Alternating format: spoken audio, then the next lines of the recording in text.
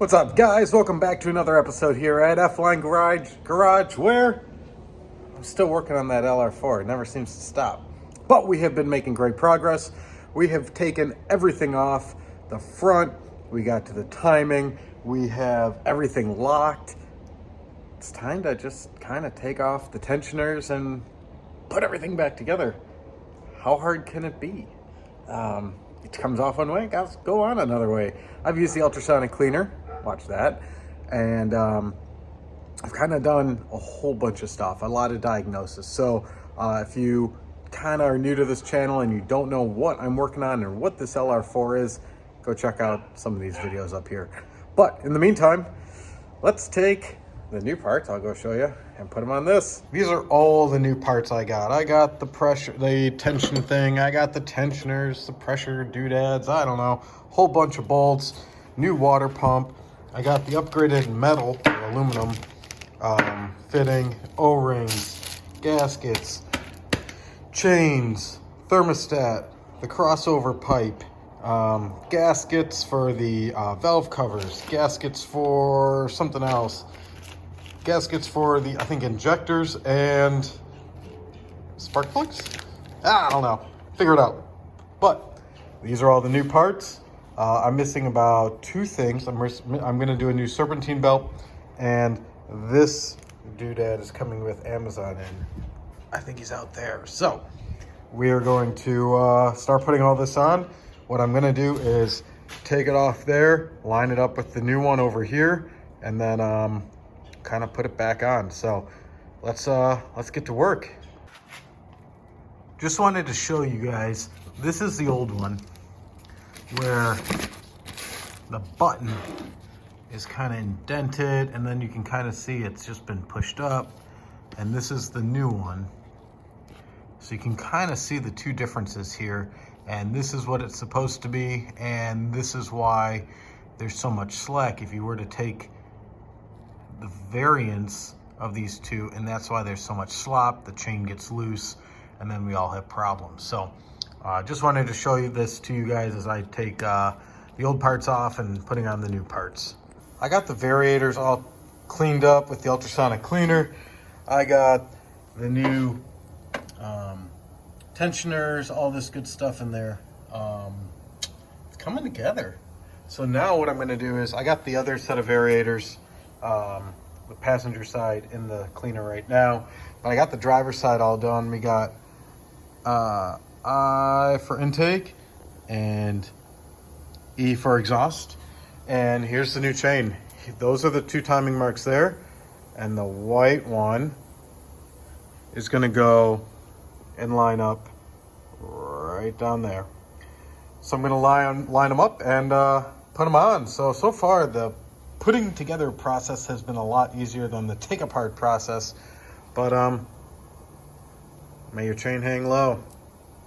Well, not too low. May it hang tight. May it not hang at all, and just be tight. Both the variators are on, and if you can see here, this line lines up here. The one here lines up. I've screwed them in, and down here, it's hard to see, but we got an arrow here. See that little line? Lines up with the white. So we are right now all timed up on the driver's side. I have not put pressure on this yet, so we still have to put pressure on it. I'm going to wait until we do the other side. But right now, excuse me, the driver's side is all timed up, and I'm going to start working on the hooking up, just kind of moving hoses over from the old to the new. So what I got now is I got both variators on, left and right, passenger and driver, with the timing marks. As you can see here, they're timed up, it's timed up, it's timed up, and down here, it's timed up too. There's that white mark and the little arrow, and over here, same thing. So what I'm going to do now is pull these pins to put tension on these. I'm going to take out the crank position sensor holder to loosen up the motor, take out the cam locks, and let's turn this thing over twice, see what happens. All right, so I got all these put on and tightened. I had to use that special tool to preload the springs in here. It is still loose. I don't know if that's gonna tighten up. This side is much better, but the crank position sensor holder is out.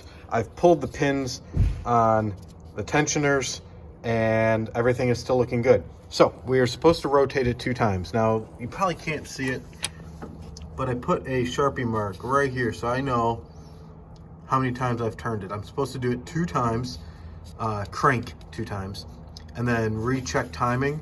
And if everything is still golden, then what we're gonna do is start putting everything back on, all the covers, all the gaskets, let's see, intake, injectors, spark plugs, you know, everything that we had to take off, new water pump. I got everything sitting over here. So all that's got to go back on here, and some of that has to go back on here. So first up, make sure this is still in timing after I rotate. So let's do it.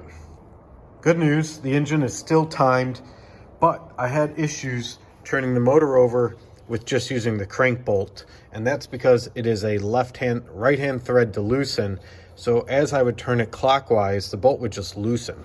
So what I ended up doing, this is probably a little trick, is I used the crank puller tool and I threaded this in, and then I backed this down onto the snub and was able to rotate on this. And because this is right hand, as I went like this kept it really tight and I was able to rotate it. So just my little trick. I sharpied this. That ended up not being useful because I didn't use this bolt. But what I did do was, if you guys remember, there's a key notch on the back side here. So, you know, half a rotation, 1, 1.5, 2. So just to keep that in mind for you guys, I threw the cam locks back on them. They both lined up super easy, so I know that everything is good to go. What I'm gonna do now is, this is the cover that goes right here. I'm just gonna put some new gloop on it, ultra black gasket, oil resistant. I put the new seal in here, and then this is gonna go on, and then the water pump and everything else. So that's where we're at in this process. Just gonna gloop this up and bolt it back on.